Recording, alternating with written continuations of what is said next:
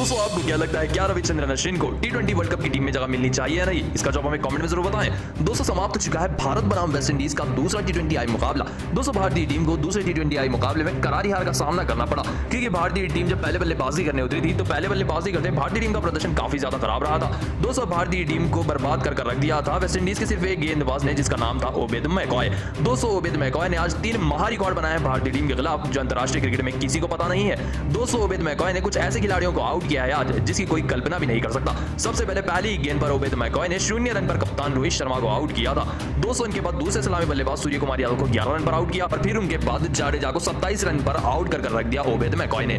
दोस्तों इनके बाद सेट बल्लेबाज दिनेश कार्तिक को 7 रन पर ओबेद मैकॉय ने आउट कर रख दिया। उनके बाद अश्विन को 10 रन पर आउट कर 5 विकेट पूरे कर लिए थे ओबेद मैकॉय ने।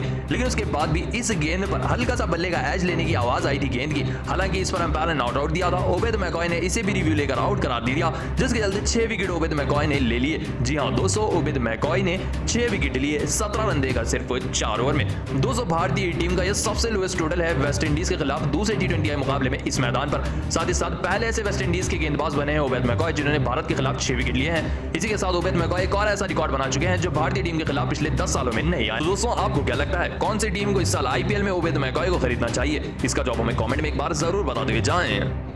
दोस्तों भारत और वेस्ट इंडीज का दूसरा टी20 मुकाबला समाप्त हो चुका है और दूसरे टी20 मुकाबले को 5 विकेटों से वेस्ट इंडीज की टीम ने जीत लिया। लेकिन एक मोड़ पर लगभग 99% मुकाबला जीत चुकी थी भारतीय टीम। 219 ओवर अर्शदीप सिंह ने डाला था, जो कि ऐसा ओवर था मैच का टर्निंग पॉइंट बन गया था। ये एक ओवर 219 ओवर में सिर्फ 6 रन दिए थे अर्शदीप सिंह ने। 6 की 6 गेंदें योर कर रखी थी, जिस गलती वेस्ट इंडीज को जीतने के लिए आखिरी 6 गेंदों पर 10 रनों की दरकार थी। वैसे वक्त पर रोहित शर्मा की एक गलती उन्हीं के ऊपर भारी पड़ गई। दोस्तों हार्दिक पांड्या और रोहित शर्मा ने मिलकर फैसला किया कि आवेश खान को आखिरी ओवर गेंदबाजी के लिए देंगे, जबकि भारतीय टीम के पास गेंदबाजों में 2 ओवर भुवनेश्वर कुमार के थे, 1 ओवर जाडेजा का बाकी था। भुवनेश्वर कुमार को गेंदबाजी ना देते हुए आवेश खान पर भरोसा दिखाया रोहित शर्मा ने। आवेश खान ने ओवर की जैसे ही पहली गेंद रखी तो इस पहली गेंद पर तो सिंगल आ गया, लेकिन उसके ठीक बाद अंपायर ने नो बॉल का इशारा किया और यहीं से कहानी पूरी मुकाबले की बदल गई। दोस्तों जैसे आवेश खान ने नो बॉल डाला, रोहित शर्मा बुरी तरह से भड़क उठे और उनके बगल में खड़े थे हार्दिक पांड्या। रोहित शर्मा ने कहा कि आप अगर बाउंसर डालेंगे तो मैं इस साहब की फील्ड लगाऊंगा, लेकिन उसके अपोजिट करते हुए शॉर्ट गेंद रखी आवेश खान ने और ओडियन थॉमस ने बड़ा शॉट खेला और इसी गेंद पर चला गया छक्का और यहीं पर 99% जीता हुआ मुकाबला भारतीय टीम हार गई, क्योंकि सिर्फ अब 2 रन चाहिए थे और अभी गेंद 4 से ज्यादा थी। दोस्तों रोहित शर्मा अंत तक उम्मीद ना हारते हुए एक और बार फील्डिंग सेट कर रहे थे आवेश खान की गेंदबाजी के अनुसार, लेकिन एक और बार गलत गेंदबाजी की आवेश खान ने। शॉर्ट गेंद रखी, इस गेंद को भी डिवियन थॉमस ने बाउंड्री की ओर पहुंचा दिया और एक आसान जीत हासिल कर ली वेस्ट इंडीज ने। दोस्तों आवेश खान को गेंदबाजी देकर सबसे बड़ी गलती की रोहित शर्मा ने इस मुकाबले की। आखिरी 6 गेंदों पर 10 रनों की दरकार थी, अगर भुवनेश्वर कुमार होते तो शायद कुछ कर सकते। दोस्तों मैच आने के बाद आवेश खान की तरफ देख भी नहीं रहे थे रोहित शर्मा। दोस्तों वेस्ट इंडीज की तरफ से 68 रनों की तूफानी पारी खेली थी ब्रेंडन किंग ने। दोस्तों आपको क्या लगता है, क्या रोहित शर्मा इस साल वर्ल्ड कप जीत पाएंगे या नहीं? इसका जवाब हमें कमेंट में एक बार जरूर बता दें। दोस्तों भारत और वेस्ट इंडीज का दूसरा टी20 मुकाबला समाप्त हो चुका है। दोस्तों आप सभी को बता दें, जब वेस्ट इंडीज भारतीय टीम के 138 रन के लक्ष्य का पीछा कर रही थी, तब वेस्ट इंडीज को यह मुकाबला आखिरी ओवर में लेकर जाना पड़ा और आखिरी 6 गेंदों पर वेस्ट इंडीज को मुकाबला जीतने के लिए 10 रन लगाने थे। वैसे वक्त पर गेंदबाजी दी हमारे रोहित शर्मा ने आवेश खान को। आखिरी 6 गेंदों पर वेस्ट इंडीज को 10 रनों की दरकार थी। स्ट्राइक पर थे ओडियन स्मिथ, गेंदबाज से आवेश खान, नॉन स्ट्राइक पर थे डिवियन थॉमस। पहली गेंद जैसे ही डाली आवेश खान ने यॉर कर तो सामने की तरफ खेल दी हमारे ओडियन स्मिथ ने और गेंद सामने की तरफ गई और इस गेंद पर सिर्फ सिंगल आ गया। 200 सिंगल आने के बाद स्ट्राइक पर सेट बल्लेबाज डिवियन थॉमस आ गए और 5 गेंदों पर 9 रनों की दरकार थी वेस्ट इंडीज को। लेकिन कहानी में ट्विस्ट लाया आवेश खान की इस गेंद ने। 200 अंपायर ने अचानक इशारा किया नो बॉल का, क्योंकि आवेश खान का पैर थोड़ा सा आगे निकल चुका था क्रीज से, जिसके चलते अंपायर ने गौर किया और इस गेंद को नो बॉल करार दिया गया, जिसके चलते एक अतिरिक्त रन और अतिरिक्त गेंद भी मिली वेस्ट इंडीज की टीम को।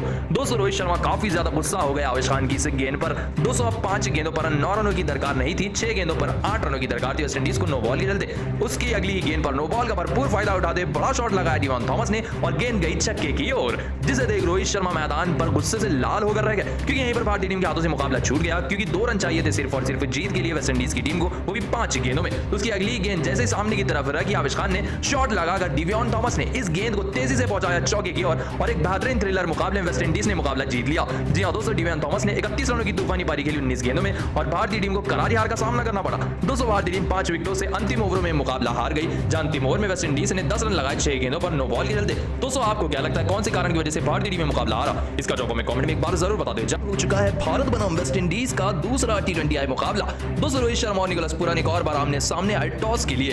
दोस्तों टॉस की हालचाल अगर हम आपको बताएं तो निकोलस पूरन ने टॉस को उछाला और निकोलस पूरन ने टॉस भी जीता, जिसके चलते निकोलस पूरन रन ने पहले गेंदबाजी का किया फैसला और भारतीय टीम उतरी पहले बल्लेबाजी करने के लिए। एक और बार रोहित और सूर्य कुमार यादव आए सलामी बल्लेबाज बनकर, लेकिन पहली ही गेंद पर इस तरीके से शॉर्ट गेंद पर फंसाया मैकॉय ने रोहित शर्मा को। बल्ले का एज लेकर सामने खड़े फील्डर के हाथों में जाकर गिरी गेंद, जिसके चलते इस मुकाबले में आउट हो गए कप्तान रोहित शर्मा सिर्फ 0 रन बनाकर। दोस्तों इस मुकाबले में रोहित शर्मा 0 रन बनाकर आउट हुए। उनके बाद दूसरे सलामी बल्लेबाजी कर रहे थे जिनका नाम था सूर्य कुमार यादव और उनका बेहतरीन साथ दे रहे थे श्रेयस अय्यर, लेकिन इन दोनों की भी जोड़ी मैदान पर ज्यादा देर टिक नहीं पाई। दोस्तों मैकॉय की इस गेंद पर बाहर जाती हुई गेंद पर अपने बल्ले का एज बैठे सूर्य कुमार यादव और पीछे विकेट कीपर ने शानदार कैच लपकली, जिसके चलते इस मुकाबले में आउट हो गए सूर्य कुमार यादव भी। 11 रन बनाकर 6 गेंदों का सामना करते सूर्य कुमार यादव आउट हुए और दोनों ही सलामी बल्लेबाज पवेलियन लौट गए। दोस्तों उनके बाद ऋषभ पंत मैदान पर बल्लेबाजी कर ही रहे थे, तभी भारतीय टीम को बड़ा झटका लगा श्रेयस अय्यर के रूप सोल्जरी जोसेफ की इस गेंद पर सामने खड़े डिवॉन थॉमस को अपनी कैच से बैठे श्रेयस अय्यर 10 रन बनाकर 11 गेंदों का सामना करते आउट हुए।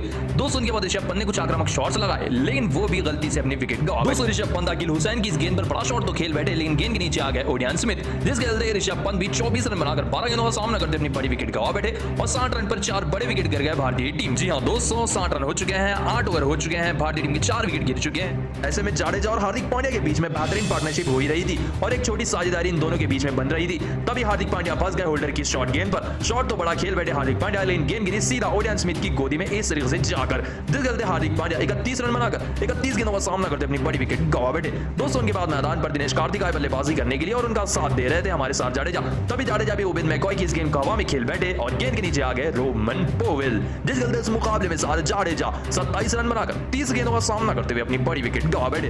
दोस्तों उनके बाद अब भारतीय टीम की रन की गति को आगे बढ़ाने का जिम्मा दिनेश कार्तिक के ऊपर था। तभी जल्दी रन बनाने के चक्कर में उबेद मैकॉय की इस गेंद को पीछे खेल बैठे कार्तिक और होल्डर ने डाइव मारकर शानदार कैच लपकली और बड़ी विकेट मिली वेस्ट इंडीज को। खतरनाक बल्लेबाज दिनेश कार्तिक 7 रन बनाकर 13 गेंदों का सामना करते आउट हुए। दोस्तों उनके बाद ताश के पत्तों की तरह बह गई पूरी भारतीय टीम। उबेद मैकॉय की इस गेंद पर ओडियन स्मिथ को कैच देकर 10 रन बनाकर 6 गेंदों का सामना करते हुए रविचंद्रन अश्विन आउट होकर रह गए। दोस्तों उनके बाद भुवनेश्वर कुमार भी मात्र 1 रन बनाकर 3 गेंदों का सामना करते हुए आउट होकर रह गए और अंतिम विकेट गिरी आवेश खान की, जो इस तरह से बोल्ड होकर रह गए आखिरी ओवर में होल्डर के हाथों, जिसके चलते भारतीय टीम मात्र 138 रन पर ही ऑल आउट हो गई। जी हां दोस्तों वेस्ट इंडीज के खतरनाक फास्ट गेंदबाज उबेद मैकॉय ने 6 बड़े विकेट निकाले 4 ओवर में, जिसके चलते भारतीय टीम मात्र 138 रन पर ही ऑल आउट हो गए वेस्ट इंडीज के हाथों।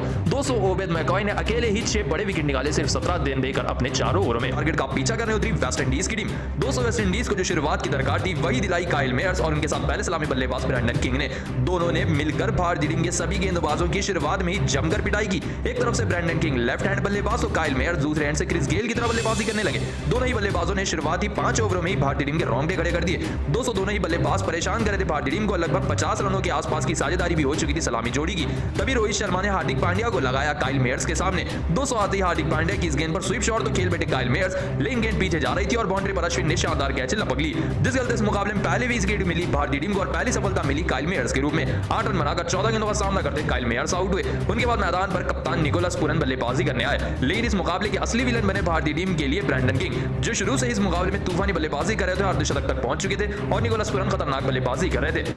ऐसे में कप्तान निकोलस पूरन मैदान पर बल्लेबाजी करने आए और उनका बेहतरीन साथ दे रहे थे सेट हो चुके पहले सलामी बल्लेबाज ब्रैंडन किंग। दोस्तों दोनों के बीच में एक छोटी मोटी साझेदारी हो ही रही थी। तभी अश्विन की इस गेंद पर बड़ा शॉट तो खेल बैठे निकोलस पूरन, लेकिन बाउंड्री पर फील्डर ने शानदार कैच लपकली, जो और कोई नहीं जाडेजा ही निकले, जिसके चलते निकोलस पूरन 14 रन बनाकर 11 गेंदों का सामना करते कप्तान आउट हुए। दोस्तों उनके बाद बल्लेबाजी करने आए शिमरॉन हेटमायर। दोस्तों 2 विकेटें जा चुकी थी और वहीं पर दूसरे सलामी बल्लेबाज जो कि ब्रैंडन किंग तूफानी बल्लेबाजी कर रहे थे, ये अपना अर्धशतक पूरा कर चुके थे। जी हां दोस्तों ब्रैंडन किंग ने दूसरे T20 आई मुकाबले में बेहतरीन अर्धशतक लगाया और उनका साथ दे रहे थे शिमरॉन हेटमायर। तब इनके सामने जाडेजा आ गए। जाडेजा की इस गेंद को टच तो किया शिमरॉन हेटमायर ने, लेकिन उन्हीं की गोदी में मार बैठे इस तरीके से गेंद और कैच एंड बोल्ड होकर रह गए साथ जाडेजा के हाथों, जिसके चलते इस मुकाबले में 6 रन बनाकर 10 गेंदों का सामना करते हुए शिमरॉन हेटमायर आउट हुए। 203 विकेट गिर गए, लेकिन उसके बाद भी ब्रैंडन किंग तूफानी बल्लेबाजी करते रहे और उनका साथ देने आया डिवॉन थॉमस। ऐसे में ब्रैंडन किंग सेट हो चुके थे और तूफानी बल्लेबाजी कर रहे थे और ऐसा लग रहा था कि अपनी तूफानी बल्लेबाजी से पूरे मुकाबले का रुख बदल कर रख देंगे, लेकिन दोस्तों आप सभी को बता दें उसी के बाद इस तरीके से क्लीन बोल्ड होकर रह गए आवेश खान की गेंद पर ब्रैंडन किंग और भारतीय टीम को बड़ी विकेट मिली। सेट बल्लेबाज ब्रैंडन किंग 68 रन बनाकर 52 गेंदों का सामना करते आउट हुए। उनके बाद मैदान पर बल्लेबाजी करने आए रोमन पोवेल, लेकिन इस ज्यादा मैदान पर टिक नहीं पाए। अर्शदीप सिंह की इस गेंद पर इस तरह से क्लीन बोल्ड होकर रह गए, जिसके चलते इस मुकाबले में रोमन पोवेल 5 रन बनाकर 8 गेंदों का सामना करते अपनी बड़ी विकेट गंवा बैठे। दोस्तों इनके बाद बल्लेबाजी करने आए मैदान पर ओडियन स्मिथ और उनके साथ बल्लेबाजी कर रहे थे डिवॉन थॉमस। दोस्तों इन दोनों की पार्टनरशिप में बेहतरीन बल्लेबाजी हो रही थी, लेकिन इस मुकाबले के असली हीरो बने और कोई नहीं डिवॉन थॉमस, जो कि विकेट कीपर बल्लेबाज से आखिरी 6 गेंदों पर 10 रनों की दरकार थी और आवेश खान को टारगेट किया डेविन थॉमस ने और पहली गेंद पर तूफानी तरीके से छक्का लगाया और उसकी अगली गेंद पर चौका लगाकर नो बॉल पर वेस्ट इंडीज को 5 विकेटों से मुकाबला जिता दिया। जी हां, 205 विकेटों से वेस्ट इंडीज की टीम ने शानदार मुकाबला 19वें ओवर में जीता, 4 गेंदें बाकी रहते हुए।